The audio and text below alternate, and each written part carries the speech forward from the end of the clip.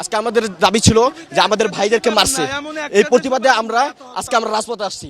আমাদের ভাইদের কষ্ট আমরা এখনো ভুলতে পারি নাই, এই জন্য আমরা রাজপথে এখন আমরা আসছি। আমরা কোনো ব্যানার না, আমরা ছাত্র ভাইদের ব্যানার, আমরা ব্যানার। পৃথিবীতে এমন একটা দেশ পাবেন না এত গণহত্যা ছাত্রদের উপর হয়েছে। ছাত্র আমার ছেলে, আমার ভাই, আমার বোন, এটা তার পদত্যাগ না করা পর্যন্ত আমরা রাস্তায় আছি, থাকবো ইনশাল্লাহ। আজকের দাবি হচ্ছে সর্বোপরি আমাদের বাংলাদেশে ঘটে যাওয়া অনাকাঙ্ক্ষিত যে বিষয়গুলো আছে, সর্বোপরি সেই বিষয়গুলো নিয়ে আমরা একত্রিত হয়েছি। যেটা হলো আমাদের ছাত্রদের দাবি না মানার কারণে সরকার এটা তাদের ভাষা বুঝতে ব্যর্থ হওয়ায় আমাদের ছাত্রদের অনেক ক্ষতি হয়ে গেছে, যা অপূরণীয়, যা টাকা দিয়ে পাওয়া যায় না এমন।